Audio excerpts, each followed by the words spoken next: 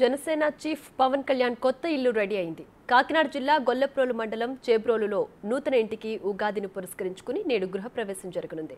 ఉదయం 9:38 శుభముహూర్తాన జనసేనాని నూతన గృహప్రవేశం చేయనున్నారు. అనంతరం ప్రత్యేక పూజలు చేసి పంచాంగ శ్రవణం చేయనున్నట్లు తెలుస్తోంది. అలానే పార్టీ శ్రేణులతో కలిసి పిఠాపురంలోనే పవన్ కళ్యాణ్ ఉగాది సంబరాలు నిర్వహించనున్నారు. ఈ 3 అంతస్తుల బిల్డింగ్లో గ్రౌండ్ ఫ్లోర్ పార్కింగ్ కొరకు మొదటి అంతస్తు పార్టీ కార్యక్రమాల కోసం వినియోగించనున్నారు. 2, 3 ఫ్లోర్లు డూప్లెక్స్ తరహాలో నివాసానికి ఉపయోగించుకుంటారని చెప్తున్నారు.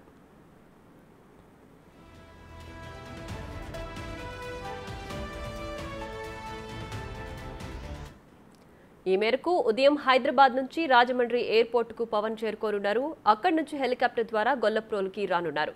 గృహప్రవేశం అనంతరం పిఠాపురం ముఖ్య నేతలతో పవన్ సమావేశం కానున్నారు. మధ్యాహ్నం 3 గంటలకు తిరిగి మంగళగిరికి వెళ్తారు. ఈ ఇంటికి సమీపంలోని పంట పొలాల్లో హెలీప్యాడ్ కూడా ఏర్పాటు చేశారు.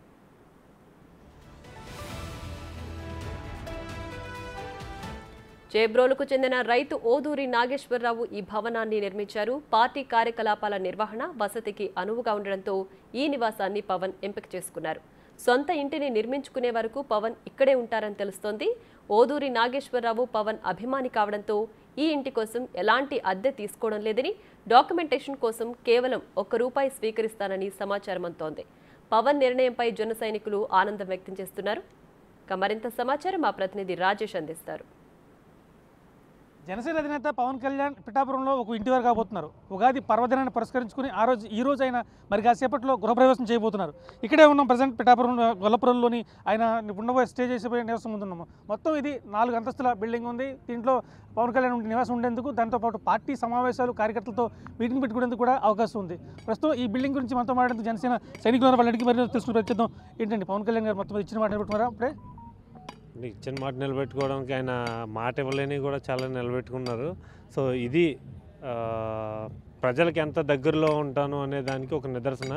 చాలామంది మేము ఎన్నికల్లో గెలిచిన తర్వాత ఇక్కడికి వచ్చి ఉంటాము అనేదానికి నేను పిఠాపురం వాసు అవ్వాలి అంటే ప్రజలను ఓన్ చేసుకోవాలి అంటే ఫస్ట్ మనం వాళ్ళ దగ్గరలో అందుబాటులో ఉండాలి. కాబట్టి సో ఆయన అతి తక్కువ టైంలోనే ఇక్కడ ఉన్న ఒక భవనాన్ని కూడా ఆయన తీసుకోవడం జరిగింది. సో ఈరోజు గృహప్రవేశం సందర్భంగా మా కార్యకర్తలందరికీ కూడా చాలా ఆనందంగా ఉంది. మరీ ముఖ్యంగా పిఠాపురంలో పోటీ చేస్తున్న చాలామంది చూశారండి. ఇప్పుడు వేరే నియోజకవర్గంలో ఉన్న నాయకులకి ఇంకొక నియోజకవర్గంలో వాళ్ళకి అసెంబ్లీలో పోటీ చేసే స్థానం కల్పించడం, వాళ్ళు అక్కడ వర్కౌట్ చేసుకుని అన్నీ చూసుకొని అప్పుడు ఇక్కడికి వచ్చి సెటిల్ అవటం, అంటే గెలిచిన తర్వాత వచ్చి సెటిల్ అయ్యే నాయకులు చాలామంది ఉన్నారు. ఏదో టెంపరీగా అప్పటికప్పుడు ఏదో చిన్న హౌసెస్ చూసుకుని ఆఫీసులు మెయింటైన్ చేస్తూ ఉన్నారు. కానీ పవన్ కళ్యాణ్ గారు మాత్రం ఇక్కడ ప్రజలకి నా పిఠాపురం అని చెప్పి ఎప్పుడైతే ఆయన సంబోధించారో దాన్ని ఓన్ చేసుకోవడం. బిల్డింగ్ గురించి చెప్పండి. మొత్తం 4 ఫ్లోర్లు ఉన్నాయి కదా, 4 ఫ్లోర్లు ఆయనకి ఏ రకమైన సౌకర్యాలు ఏర్పాటు చేశారు? ప్రజలకి టచ్ అవ్వడం కానీ, కార్యకర్తలతో మాట్లాడుకోవడం కానీ, భేటీలు పెట్టుకోవడం కానీ, అలా ఏ రకమైన సౌకర్యాలు ఆ బిల్డింగ్లో ఉన్నాయి? మీకు దీంట్లో బిల్డింగ్ సంబంధించి అంటే పవన్ కళ్యాణ్ గారు నివసించడానికి వీలుగా ఉండేలాగా ఒక ఫ్లోర్లోని, అలాగే కార్యకర్తల సమావేశాలకు సంబంధించిన ఒక ఫ్లోరు, అలాగే ఆఫీస్కి సంబంధించిన ఏర్పాట్లు మొత్తం అన్ని చూసుకోవడానికి మొత్తం ఆయన ఈ బిల్డింగ్ నుంచే మొత్తం రాజకీయంగా ఉన్న కార్యకలాపాలన్నీ కూడా ఇక్కడ నడుపుకోవడానికి వీలుపడే విధంగా మొత్తం అన్ని కూడా ఏర్పాట్లు చేసుకున్నారు. రైతు స్వచ్ఛందంగా కట్టుకున్నారు. ఆయన పవన్ కళ్యాణ్ మీద అభిమానంతో బిల్డింగ్ ఉచితంగా ఇచ్చారని చెప్తే ఎంతవరకు వస్తుంది? అది మనకి తెలియదు కదండి. అంటే కార్యకర్తలుగా మనకేంటంటే పవన్ కళ్యాణ్ గారు గృహప్రవేశం ఆ హౌస్ ఇక్కడ తీసుకున్నారు. సో దీంట్లో గృహప్రవేశం ఈ రోజు అని చెప్పి కార్యకర్తలు అందరూ రావడం జరుగుతుంది. బట్ అంటే దాంట్లో వాళ్ళు ఫ్రీగా ఇచ్చారా లేకపోతే డబ్బులు ఇచ్చుకుని తీసుకుంటున్నారా ఏంటనేది మన వరకు తెలియని విషయం కదండి. అది పార్టీ అంతర్గత విషయాలు. సో వాటిలో మనం చర్చించడం అంత ఈజీ అయితే. రేపటి నుంచి ఇక రాజకీయం స్పీడ్ చేయబోతున్నారా? మొత్తం ఇక్కడి నుంచి ఆయన ముందే రాష్ట్ర రాజకీయం మొత్తం పిఠాపురం నుంచి ప్రారంభిస్తాను, అక్కడి నుంచే స్టేట్ మొత్తం రిమోట్ చేస్తున్నారు అంటే రేపటి నుంచి రాజకీయం ఇక్కడ వేడెక్కిపోతుంటారా? కంపల్సరీగా ఇప్పుడు మహర్షి అని చెప్తాను ఒక సినిమాలో చూడండి, ఎక్కడో ఆరిజిన్ కంపెనీ CEO ఎక్కడో అమెరికాలో ఉండే వ్యక్తి ఎలా అయితే ఒక పల్లెటూరులోకి వస్తే ప్రపంచ దేశాలు మొత్తం అన్నీ కూడా ఆ పల్లెటూరుకు చూసినాయో, అదేవిధంగా ఈరోజు పవన్ కళ్యాణ్ గారు ఇక్కడికి వచ్చి పోటీ చేయడం వల్ల ప్రపంచంలో ఉన్న ప్రతి ఒక్కరికి కూడా పిఠాపురం అనేది ఒక స్పెషల్ ఐకాన్ మార్క్ కింద నిలబడింది. అదేవిధంగా ఆయన రాజకీయం కూడా అదే విధంగా ఉండబోతుందండి. ఆయన ఒక్కసారి నన్ను గెలిపించండి, ఎమ్మెల్యే అయిన తర్వాత ఇప్పటివరకు ఎమ్మెల్యే అయితే మనం ఏ విధంగా మన నియోజకవర్గాన్ని అభివృద్ధి చేయొచ్చు అనే దాన్ని ఒక రోల్ మోడల్ కింద ఈ నియోజకవర్గాన్ని చూపిస్తా అని చెప్తున్నారు.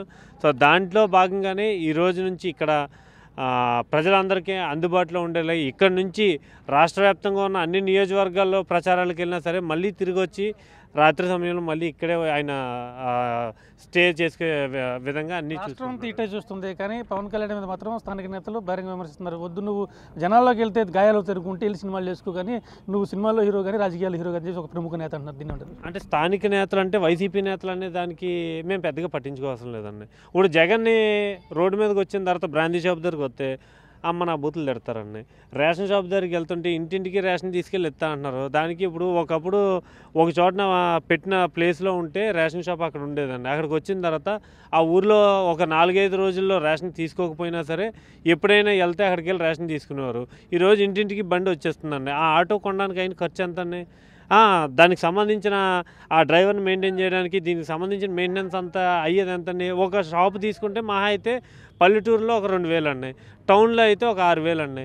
కానీ ఈరోజు ఒక ఆటో పెట్టుకుంటే దాన్ని నడపడానికి రోజు డీజిల్ కొట్టి సైరన్ కొట్టి ఇంటింటికి వచ్చిన తర్వాత 2 రోజులు మించి ఒక రోజు ఆ లైన్లో వెళ్ళిన తర్వాత నేను పొరపాటు మేము ఏదైనా ఊర్లో లేకుండా ఉన్న స్థితిలో మళ్ళీ వచ్చి అడిగితే మీది అయిపోయిందండి, ఆ స్ట్రీట్లో అయిపోయిందండి, మీకు ఇవ్వండి అంటున్నారు. ఇదంతా ఎక్కడ పోతుందండి? మొత్తం ప్రజల వద్దగా పాలన పంచం ఇంటింటికి ప్రవేశపెట్టిన సంక్షేమ పథకాలే మా పార్టీకి శ్రీరామ రక్ష అన్నారు. మీరేమో ఆ కార్యక్రమాలను ఆరోపణలు చేస్తున్నారు. ఎలా చూడాలి? అంటే ఈ శ్రీరామ రక్ష అని చెప్పని వాళ్ళు చెప్తున్నారండి. ఇంకొకసారి గెలిపించారంటే ఇంటింటికి మందు బాటిల్ కూడా తీసుకొచ్చేస్తారండి. అంటే గోల్డ్ మెడల్ స్పెషల్ స్టేటస్లో అలాగే ఈసారి ఇంటింటికి తీసుకొచ్చి ఒక బాటిల్ కూడా ఇచ్చేస్తారండి. ఇంకా అంటే ఇప్పుడు వెళ్ళి షాపులకి వెళ్ళి కొనుక్కోవడానికంటే డబ్బులు ఎలాగ డిజిటల్ చేయరు కదండి. సో దాని గురించి ఇంటింటికి తీసుకొచ్చి బ్రాందీ బాటిల్ కూడా ఇచ్చేస్తే అది బాగుంటుందండి. ఇంక ఈసారి అది ఒకటే తప్పించి అంటే ఇప్పుడు ఇంకొక ఏం చేస్తారంటే కొత్తగా ఇంకొక శాఖ పెడతారండి. అంటే వ్యభిచార శాఖ ఒకటి పెట్టి ఈ మంత్రులు ఎవరైతే ఉన్నారో కొంతమంది వాళ్ళందరినీ అత్యుత్సాహవంతులు అండి. వీళ్ళని ఒక వ్యభిచార శాఖ అని చెప్తాను ఒక శాఖ పెట్టి దాంట్లో అఫీషియల్గా వ్యభిచారం లేకపోతే ఇంటింటికి మధ్య ఇలాంటి పథకాలు పెట్టుకుంటే ఇంకా శ్రీరామ రక్షలో ఉంటాయి. శ్రీరామ రక్ష అంటే ప్రజలకు ఉపయోగపడే విధంగా ఉండాలి తప్పించి వీళ్ళకి ఉపయోగపడే విధంగా ఉన్నదాన్ని శ్రీరామ రక్ష అని ప్రజలు అనుకోవట్లేదు. ఖచ్చితంగా క్షేత్రస్థాయిలో జనసేన దూసుకు వెళ్తుంది. పిఠాపురంలో జనసేన జెండా ఎగురుతుందని చెప్పి జనసేన సైనికులు చాలా ధీమా వ్యక్తం చేస్తున్న పరిస్థితి. కెమెరామెన్ రవిశంకర్తో రాజేష్, బిగ్ టీవీ, పిఠాపురం.